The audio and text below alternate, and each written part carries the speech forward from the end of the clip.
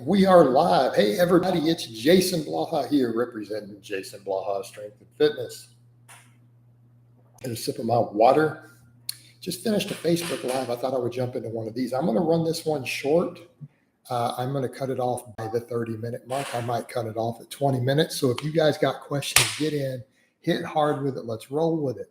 My tolerance for bullshit is going to be 0. I'm not going to entertain any trolling, any stupid stuff. Even if you are given money, I'm just going to get rid of you if you're trolling.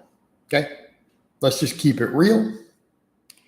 Let's get some questions going and knock this live out.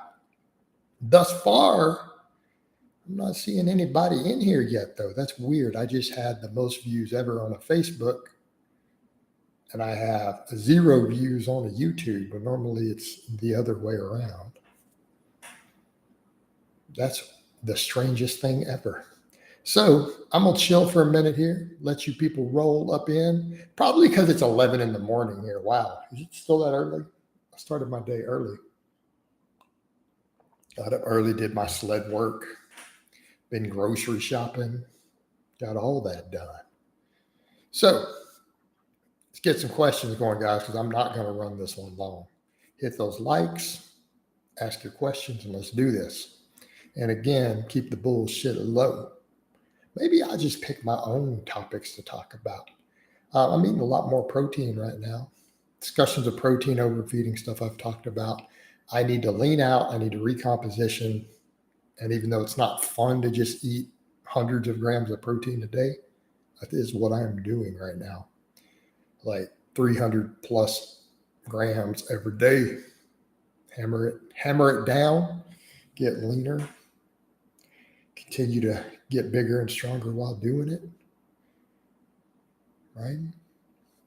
And people have noticed I'm definitely leaning out in the blogs, slowly but surely. Yeah, Exquisite, were you in that one? I saw it hit 432 at one point. But keep in mind, I have a really big number of followers on that page, and they really are legit. Those are legit followers. They just kind of blew up when they put me through kind of a little program for creators a while back. Is a hypertrophy rep range a myth? Yes. Yes, it is a complete myth. The data is overwhelming that sets technically as low as 3 to 5. That's pushing it. That is pushing it, by the way. Can produce very large amounts of hypertrophy. We know reps over 20 can produce large amounts of hypertrophy. Now, a lot of it has to do with different fatigue, time management. All of those things are a factor. The reason people gravitated towards that hypertrophy range is it seems to be a fairly comfortable range to do most of your training in. That's why it kind of got branded that way. The evidence is not that it's any better, right? At the end of the day, it's still about generating fatigue and creating mechanical tension. Why do you recommend 3x10? Because it's nice, easy to program. It's easy for people to stick to. It doesn't beat them up too much in terms of heaviness, but it also doesn't create that deep mental fatigue that you get from running the reps even higher, right? And a lot of times when we start going, particularly with big exercises, you start getting up in the 15, 20 rep range, they become almost a test of your conditioning. And sometimes your cardiovascular system limits you before muscular stamina does, in which case you're not then getting the mechanical tension you want to maximize growth. Now, if you have someone who's really strong and really conditioned, those ranges become broader on where you can maximize it, right? How much protein is too much? There is no upper threshold. There's a point where, in theory, it's just too expensive. Okay. Your budget, there could come a point where you're just nauseated from eating so much protein. But from things like a thermic effect, benefits on some of the minor recomposition benefits of protein overfeeding, there's not an actual cap, but there could be a practical cap, for economic reasons, satiety and nausea reasons, right? These are things that could be factors, right? Makes sense? You got it?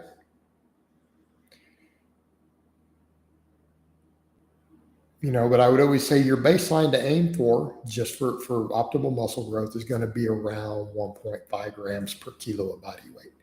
But going much, much, much, much, much higher can have some other benefits. Okay.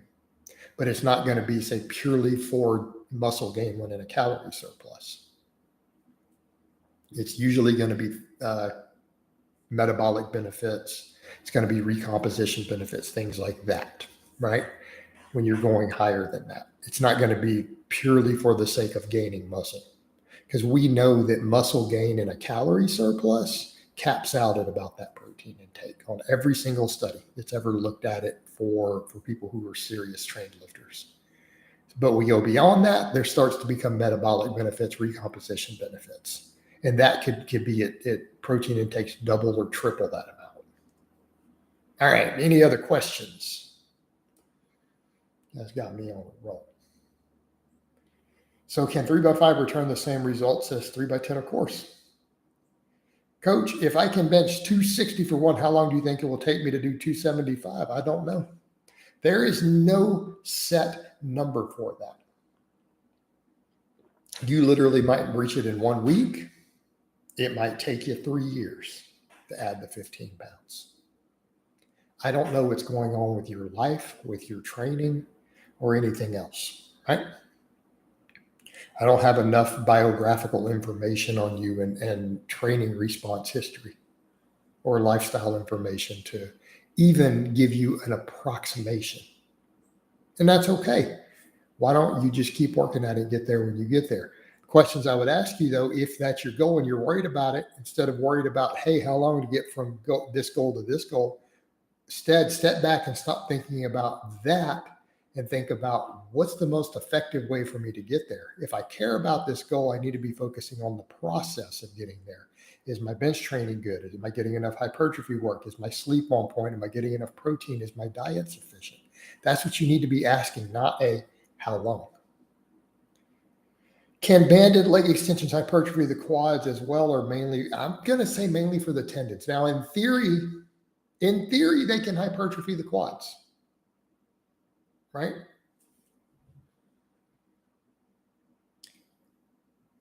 Or tonight, I'm just going to get rid of you. I'm a friend of Jamie. He has paid his dues in the lifting world more than any of you guys watching. Okay. He's taken some knocks for it, and you're not going to come here and clown me. Oh, maybe. Wait a minute. Let me undo that. Let me see if I can unhide you. There we go. You should be able to post again. Sorry about that. You were saying funny. I thought you were clowning the guy, man, calling him a clown. I think it undid it. Okay. Well, now you're trolling. So this guy can go. The thing is, guys, Jamie and I are friends. We talk a lot behind the scenes, right? We talk a lot behind the scenes. Everything's good. In fact, he got worried he might have insulted me and came and said, oh, man, I'm sorry. I hope I didn't mean to.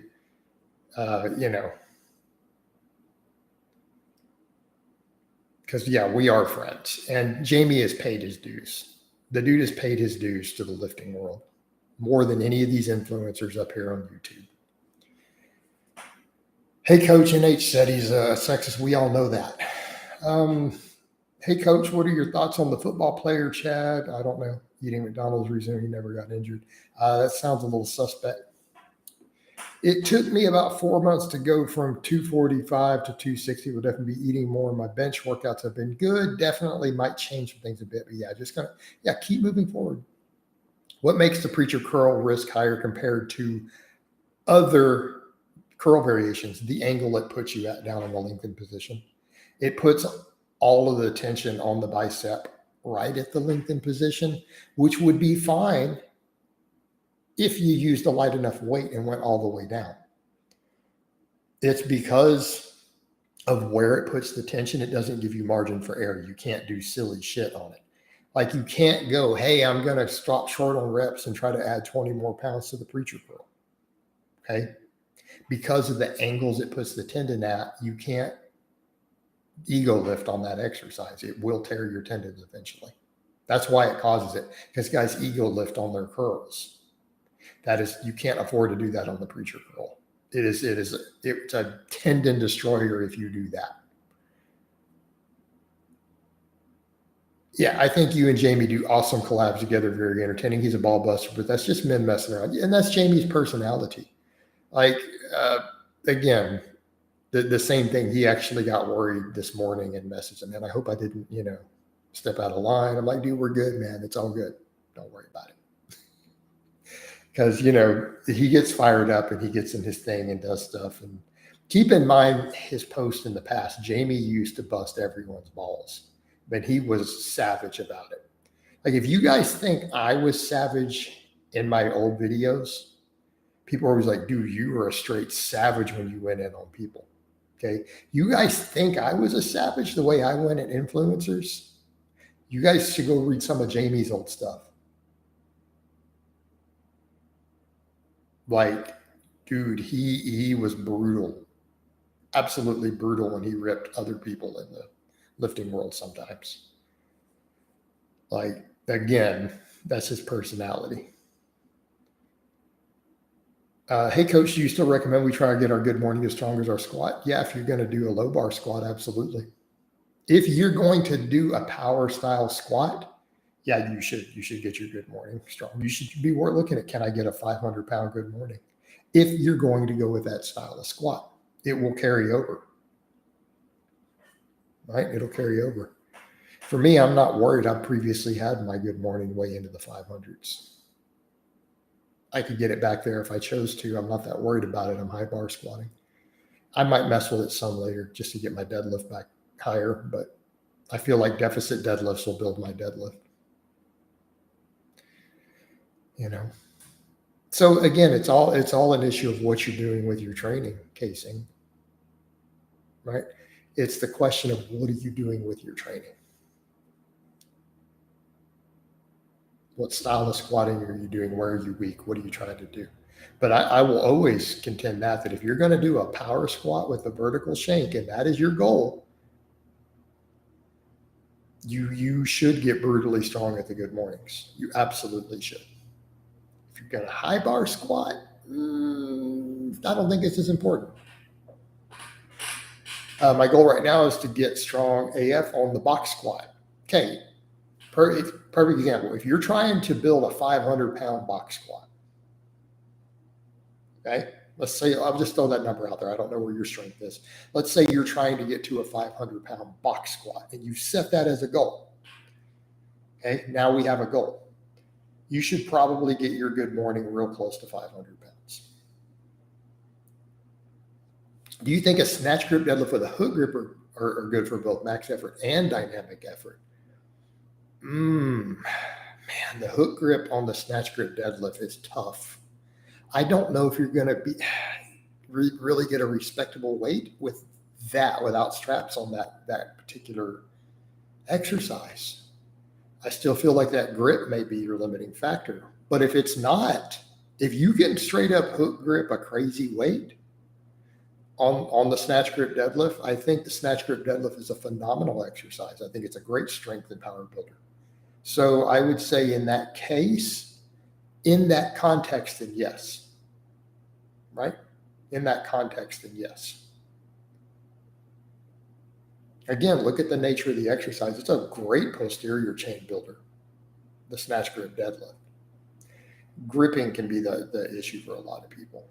But no, it's a good exercise. I've always signed off on that lift. Well, not always. For years I have, not always. Well, Radish, we know that's the case. We know he endorses all that.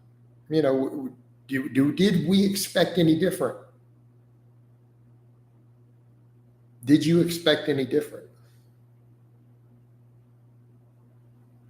Awesome. All these years I've been bracing my arm correctly and been straining my low back. Yeah, man, you got to learn to brace.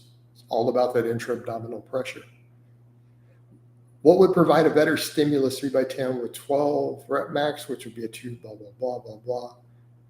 Or do 3 M reps sets of 0 reps in reserve, which would be Well, what do you think is going to have the most stimulus? I'm going to say probably the second one, but it's going to be heavier.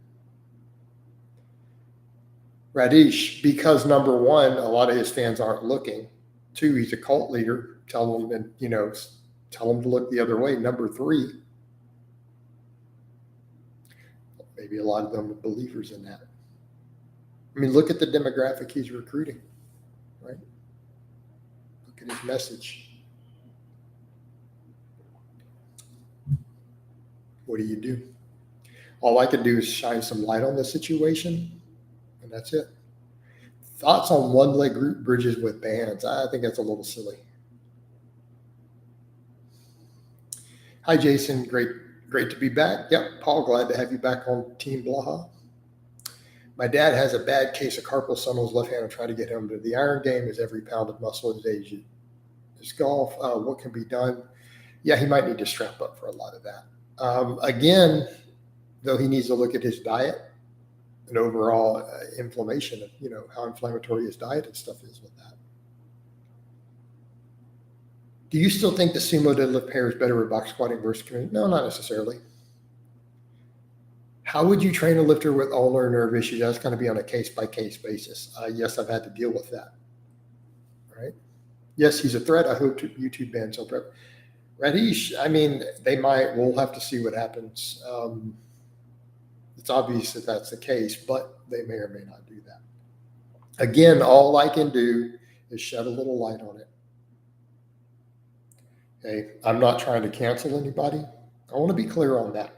That's something I need to be clear on. I don't believe in cancel culture. I'm not trying to get anybody canceled. All right.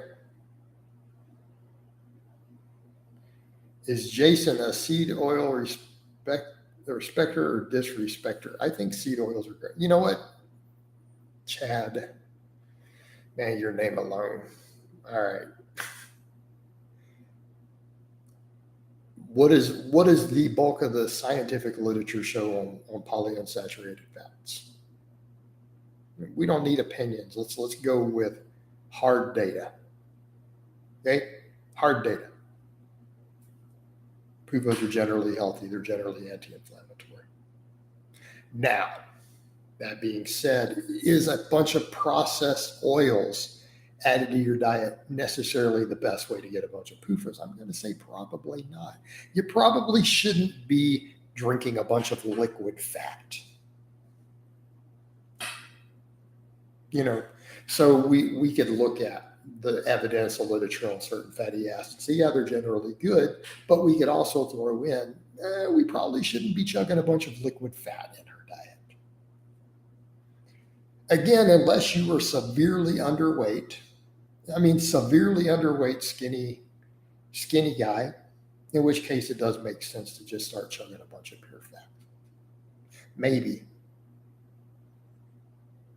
But I'd like to see them hammering a bunch of protein and carbs.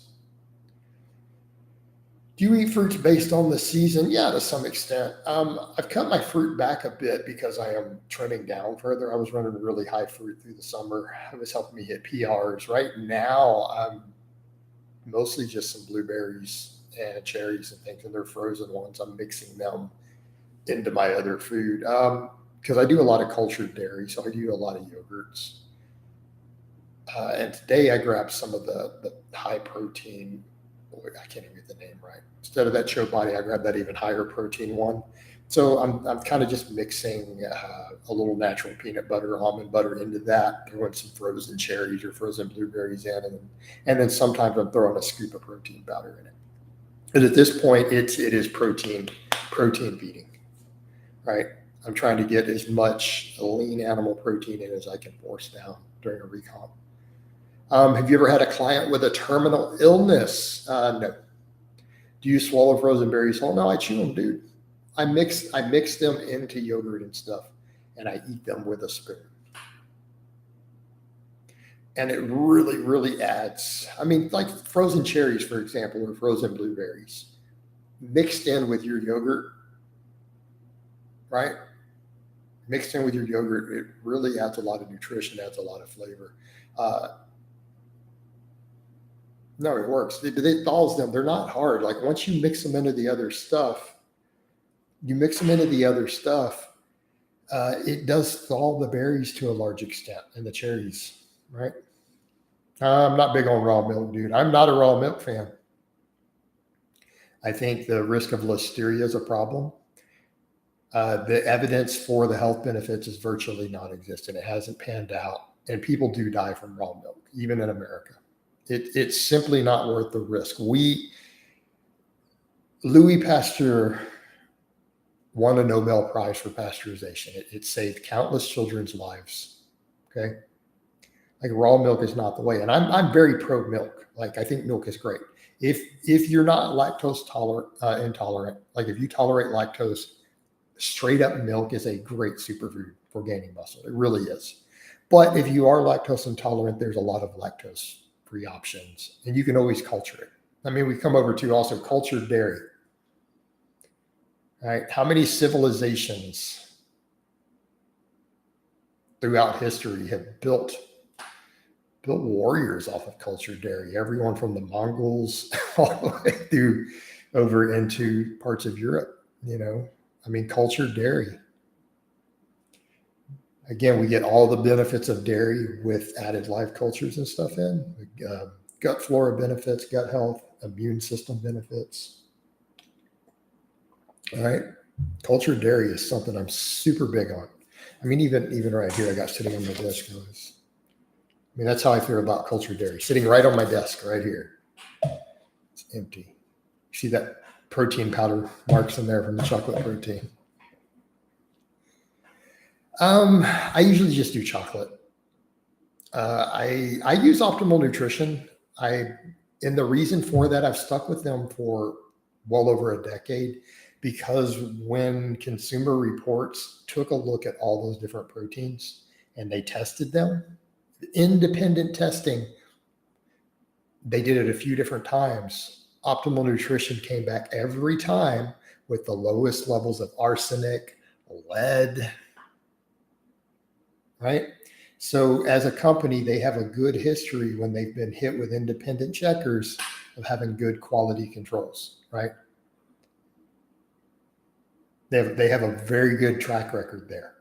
And, given the piss poor ethics of the supplement industry as a whole, of just literally just ripping people off for money, just for the sake of profit,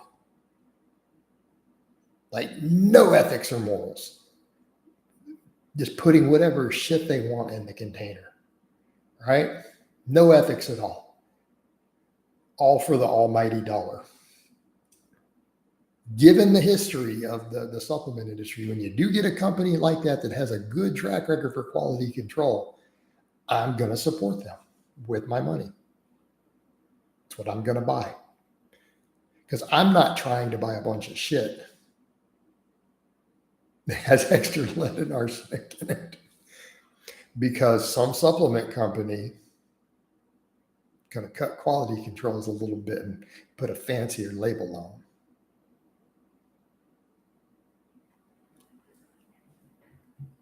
Okay.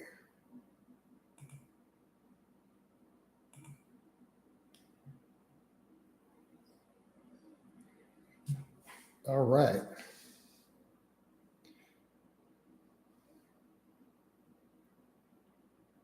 Jason, would you recommend a single prong or lever? I'm doing no belt right now, but I always belt. I had more luck with prongs personally. You don't have to adjust them all the time. You just set it when you put it on and go. Right? So again, even though I'm training beltless, I still have opinions on belts. And if you're going to do a belt, because I've used both. I've used both levers and prongs in the past, and I can tell you that it works better. No, this is the same. Radish, I have had this same camera for 2 years. It's running right now. All right. I sprained or tore my left adductor groin muscle earlier in the year, warming up at 225 for a 405 squat. Man, how's that happening? 6 months later, it felt unstable, weak, though pain-free, haven't squat since. What do you recommend? Adjust your squat stance. Were you using sleeves or wraps? What equipment were you wearing? I think that might be your culprit. Thoughts on the Hodgkin saying they're coming back to YouTube Fitness to reclaim their thrones and making all kinds of gains. All kinds. I don't have thoughts on that. I mean, if they're going to come back, they'll probably do pretty good at it. It'll be financially lucrative for them. Have you ever tried? I don't know what that means, Cygnus. So, all right, guys, this is probably run long enough. I said I was going to run this one short. I'm going to wind this down. I love all of you guys and gals, and I will talk to you next time.